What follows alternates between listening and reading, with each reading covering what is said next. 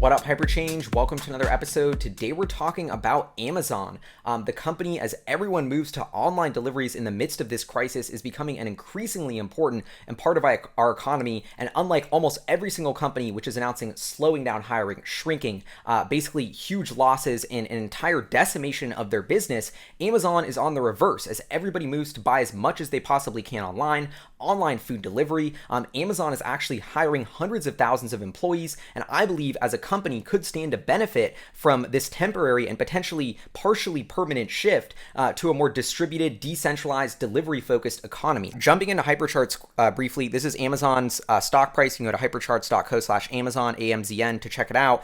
This is the 5-year stock price. I just wanted to show you Amazon stock, which has been soaring, of course, always heading near all-time highs here, hitting all-time highs of near $2,100 per share, and now, took a pullback at the start of this illness 19 crisis, but now the share price has bounced back as I'm recording this around 2,100, pretty close to all-time highs, within 5 or 10% of its all-time high ever, well over $1 trillion in market capitalization. And this is because this is a realization of some companies, in this new sort of economy that we're all thinking through, how is this going to change the economy going forward? Structurally, there is a big shift that is, people talk about how crisis and pandemics like this, where we're forced to adapt, cause new habits, they cause the future to come faster, they cause the disruptive, new, better technology to be adopted quicker, and that's exactly what we could be seeing with Amazon. This could be a turbocharge for catapulting the rest of, or a huge portion of retail sales onto online, accelerating that slow transition, which has been decades in the making, and the leader to benefit of that by a landslide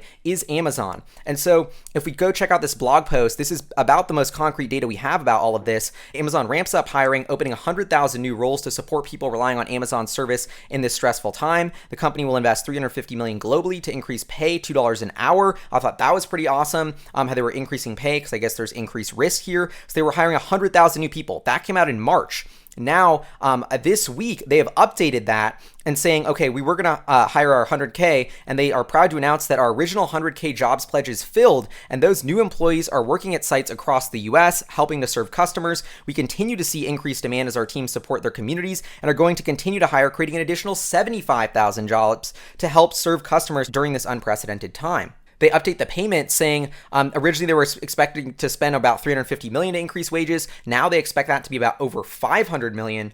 And I do think it's interesting that Amazon sort of plays the good guy here, being like, oh my God, look how much we're spending to raise wages. But at the same time, work is increasing massively, revenue is increasing, my guess is as well. This is literally just Amazon, the company, being forced to expand essentially because everyone is ordering every single thing they possibly can online. And so I think this is pretty epic. And if I took a look at Amazon's 10K here in their most recent, as of December 31st, 2019, they had 798,000 full-time and part-time employees. So these 175,000, I don't know if they're all going to get counted in this number, all going to stay on, but I mean, this is potentially almost 20%, actually more than 20% of Amazon's workforce expansion here. So this is a pretty material expansion of their team. And if you think about what that means for how much more orders they're getting, how much more throughput they're getting from their warehouses, I mean, the entire way Amazon system works is once they set up all these pipelines, all these warehouses, all these fulfillment centers, they can capture, it's extremely expensive to set up. Once they set up all this infrastructure,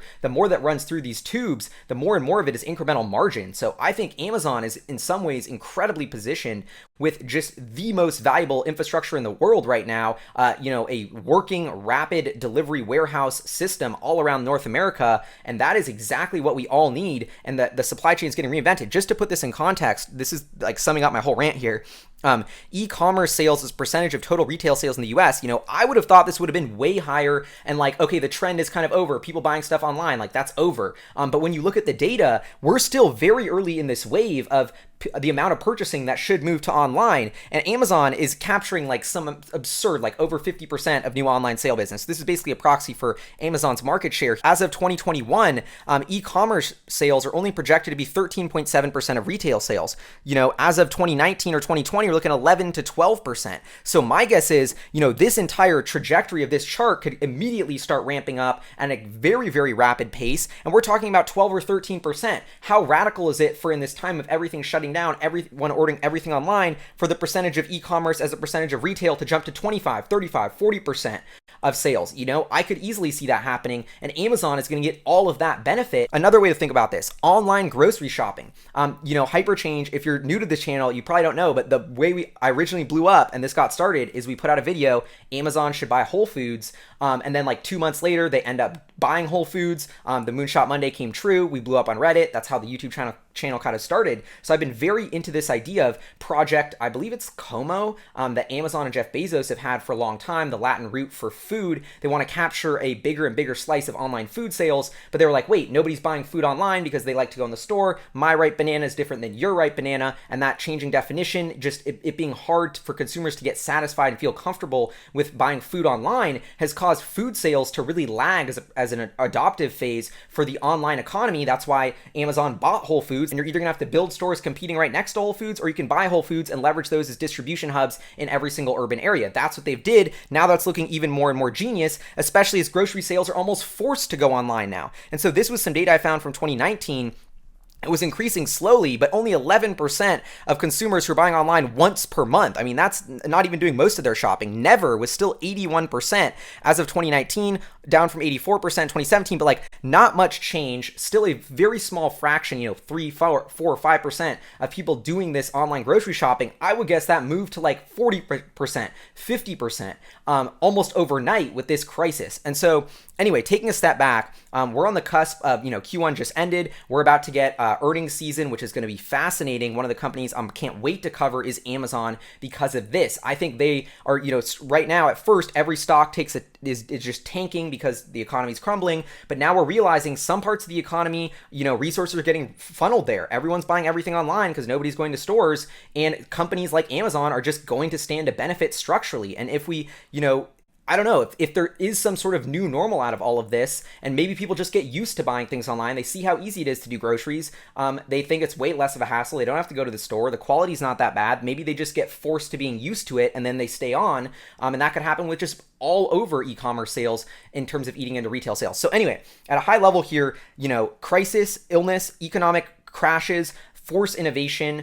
They force an adoption of the better, newer technology. And in that case, for delivering goods and packages and logistics, that is Amazon. It looks like they're expanding their workforce by 10, 20% or more, almost, you know, within weeks to accommodate for this rapid demand. My guess is Amazon gets a structural lift from this trend for quarters and potentially perpetually, as they have just cemented themselves as one of the most critical pieces of US infrastructure right now.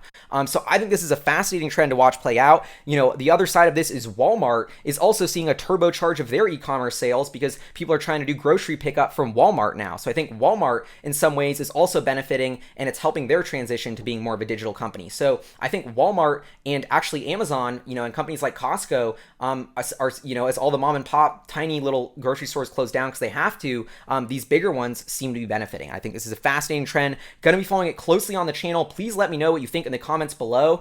You know, are Amazon's earnings and revenue actually getting a net bump from the illness 19? Is that what you think? Please leave in the comments. Huge shout out to our Patreon supporters, producers, fun in the channel. I'll see y'all next time. Peace. Yo, Hyperchange, before I let you go, while I'm editing this episode, I just had a quick idea. Thinking about Amazon, you know, experiencing so much success right now, and this theory of, you know, will Amazon acquire a brick and mortar company, or do they want to make an acquisition? This is something I've always thought about. And, you know, now is the perfect time. There's so many rumors about Amazon wanting to buy Target, you know, one of these brick and mortar companies. I was just looking at the stock of, you know, Macy's, Kohl's, Nordstrom. I even floated that Amazon could buy Nordstrom to get into the fashion industry. All of these companies are getting hammered. Their equity prices are falling off of a cliff. Now would be the perfect time to make one of these big acquisitions if Amazon was interested. Another quirky one I was thinking of, Rite Aid, although their stock hasn't been down that much, pharmacy play, under $1 billion market cap. But, you know, the point being now, just for a couple $2 billion, Amazon could get access to some unbelievable urban real estate with a big acquisition. I wonder if you think that's going to happen. Another crazy idea. What if they bought like Rivian, who's definitely struggling now, delayed their launch, is going to need more capital? I don't know. I think this is a time for big companies like Amazon to be on the offense with their acquisition strategy, and I wouldn't be surprised if something big get announced. Anyway, peace.